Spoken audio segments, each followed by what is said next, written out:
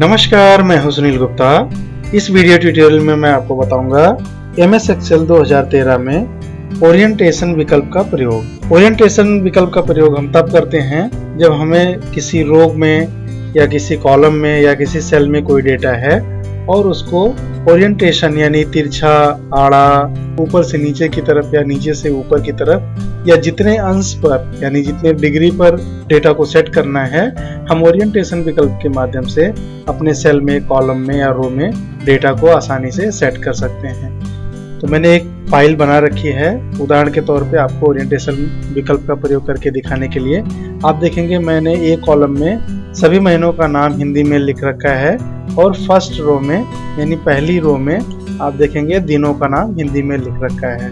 अब इस कॉलम में से किसी सेल का या पूरे कॉलम का या यहाँ पे इस रो से किसी सेल का या पूरे रो का अगर डेटा मुझे आड़े में, तिरछे में या ऊपर से नीचे की तरफ या नीचे से ऊपर की तरफ या जितने डिग्री पे चाहिए आसानी से ओरिएंटेशन करके सेट कर सकते हैं। तो मैं पहले एक कॉलम पे ओरिएंटेशन करके आपको दिखाता हूँ।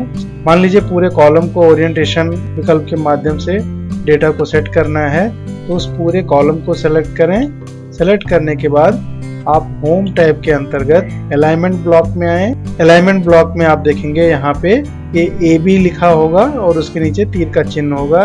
इसको आप ओपन करें। ओपन करने के बाद ये ड्रॉप डाउन में ये सारे विकल्प आपको दिखेंगे। ये डिफॉल्ट फॉर्मेट है। पहला है अलाइन काउंटर क्लॉकवाइज, दूसरा है एंगल क्लॉकवाइज, तीसरा है वर्टिकल टेक्स्ट, चौथा है रोटेट टेक्स्ट अप, पांचवा है रोटेट टेक्स्ट डाउन और छठा है फॉर्मेट सेल अलाइनमेंट। एक एक का उपयोग करके मैं आपको दिखाता हूँ। पहले वाले पे अगर हम क्लिक करेंगे एंगल काउंटर वाइज क्लॉक पे, तो आपका डेटा कॉलम में इस तरह से दिखेगा। दूसरे पे अगर हम क्लिक करते हैं एंगल क्लॉकवाइज पे, तो इस तरह से दिखेगा। और तीसरे पे अगर हम क्लिक करते हैं वर्टिकल टेक्स्ट पे, तो इस तरह से डेटा दिखेगा ऊपर से नीचे की तरफ। और चौथे पे अगर हम क्लिक करते हैं रोटेट टेक्स्ट अप पे, तो इस तरह से डेटा दिखेगा। और पांचवें विकल्प पे अगर हम क्लिक करते हैं रोटेट टेक्स्ट डाउन पे, तो हमारा डेटा इस तरह से दिखेगा जिस कॉलम को हम सेलेक्ट किए रहेंगे। फिर हम देखेंगे नीचे का ऑप्शन है फॉर्मेट सेल अलाइनमेंट। इसमें से अगर कोई अलाइनमेंट आपको सूट नहीं कर रहा है तो आप फॉर्मेट सेल अलाइनमेंट में जाके कस्टमाइज तरीके से भी ओरिएंटेशन कर सकते हैं। तो फॉर्मेट सेल अलाइनमेंट पे क्लिक करेंगे कस्टमाइज करने के लिए। क्लिक करने के बाद ये डायलॉग बॉक्स डिस्प्ले होगा फॉर्मेट सेल का। इसमें आप देखेंगे ओरिएंटेशन दाहिनी तरफ। इसमें आपको जितनी डिग्री पे आपको सेट करना है, आप यहाँ देखेंगे एक लाइन है। इस लाइन को क्लिक करते हुए ड्रैग करके आप जिस तरफ आप लेके जाएंगे, ऊपर से नीचे की तरफ, नीचे से ऊपर की तरफ, आप देखेंगे जैसे जैसे आप मूव करेंगे यहाँ पे डिग्री वाले कॉलम में आपको डिग्री यानी अंश दिखेगा, कितने अंश पे आप उसको घुमा रहे हैं। तो जितने अंश पे आपको सेट करना है उतने अंश पे लेके जाके उसको सेट कर दें और छोड़ दें। मैंने -45 डिग्री पे इसको सेट कर दिया है, -45 अंश पे। अब यहाँ पे सेट करके अगर मैं ओके बटन प्रेस करता हूँ तो आप देखेंगे इस कॉलम का डेटा 45 डिग्री पे सेट हो जाएगा, 45 अंश पे सेट हो जाएगा। फिर हम देखेंगे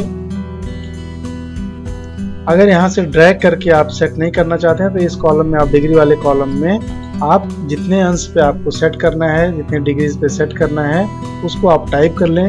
मान लीजिए आपको -55 चाहिए तो माइनस टाइप करिए और 55 टाइप करके एंटर बटन अगर आप प्रेस करते हैं या ओके बटन पे क्लिक करते हैं -55 डिग्री पे, ये इस कॉलम का डेटा सेट हो जाएगा। मान लीजिए कि पूरे कॉलम को नहीं, किसी सेल को ही आप ओरिएंटेशन करके सेट करना चाहते हैं तो उस पर्टिकुलर सेल को आप सेलेक्ट करें और उसी तरह से जिस विकल्प को आप चुनेंगे, जैसे मैं वर्टिकल टेक्स्ट पे क्लिक करता हूं तो आप देखेंगे इस सेल का डेटा वर्टिकल में कन्वर्ट हो गया। आपको कस्टमाइज करना है तो फॉर्मेट सेल अलाइनमेंट में जाइए, जितने डिग्री पे आपको सेट करना है मैं डिग्री सेट करके ओके बटन प्रेस करिए। प्रेस करने के बाद आपका डेटा उतने डिग्री पे कन्वर्ट हो जाएगा उस सेल का। इसी प्रकार से रो का भी डेटा आप आसानी से सेट कर सकते हैं। रो का डेटा सेट करने के लिए आप उस रो को सेलेक्ट करें जिस रो का आप ओरिएंटेशन करके डेटा को सेट करना चाहते हैं। रो सेलेक्ट करने के बाद उसी तरह से आप होम टैब के अंतर्गत अलाइनमेंट ब्लॉक में जाके ओरिएंटेशन विकल्प पे क्लिक करें। क्लिक करने के बाद जो भी आपको सूट कर रहा हो उस पर आप क्लिक करें, वो अप्लाई हो जाएगा आपके रो पे वो फॉर्मेट और इस तरह से आपका डेटा दिखेगा रो में। किसी एक पर्टिकुलर सेल को अगर आप कन्वर्ट करना चाहते हैं तो उस सेल को आप चुनें। सेल को चुनने के बाद आप इस तरह से जो भी विकल्प इसमें से चुनेंगे, जैसे मैं वर्टिकल टेक्स्ट ले लेता हूँ। वर्टिकल टेक्स्ट अप्लाई करने के बाद आप देखेंगे इस तरह से डेटा दिखेगा। और इसमें से अगर कोई नहीं सूट कर रहा है तो पहले जैसा मैंने कॉलम में बताया, फॉर्मेट सेल अलाइनमेंट पर जाकर आप क्लिक करें। जैसा आप चाहें उस तरह से आप कस्टमाइज करके सेल पे, कॉलम पे फॉर्मेट अप्लाई कर सकते हैं। यहाँ पे मैं इसको -70 डिग्री कर देता हूँ। -70 मैंने टाइप करके ओके बटन प्रेस किया। आप देखेंगे उस सेल का डेटा -70 डिग्री पे सेट हो गया। अगर पूरे रो को सेट करना है तो रो को सेलेक्ट करें, ओरिएंटेशन विकल्प में जाएं, फॉर्मेट सेल अलाइनमेंट पर क्लिक करें और यहाँ पे कितना डिग्री सेट करना है उसको आप टाइप करें। मैं -70 इसको अप्लाई कर देता हूँ और ओके बटन प्रेस कर देता हूँ। आप देखेंगे पूरे रो में जितना डेटा है वो सब 70 अंश पे सेट हो गया। और अगर आपको ओरिएंटेशन निकालना हो, रो को या कॉलम को सेलेक्ट करें। सेलेक्ट करने के बाद ओरिएंटेशन विकल्प में जाएं और फॉर्मेट सेल अलाइनमेंट पर क्लिक करें और यहाँ पे जहाँ पे -70 डिग्री दिख रहा है यानी डिग्रीज कॉलम में आप जाके 0 टाइप करें। 0 टाइप करके ओके बटन प्रेस कर दें। तो इस वीडियो ट्यूटोरियल में आपने जाना MS एक्सेल में ओरिएंटेशन विकल्प का प्रयोग। यह वीडियो ट्यूटोरियल अगर आपको पसंद आया हो तो आप लाइक करना और सब्सक्राइब करना ना भूलें। अगर आप सब्सक्राइब कर लेते हैं तो मेरे आने वाले वीडियोस की डिटेल आपको ईमेल ID पे आपको मिलते रहेंगे। धन्यवाद।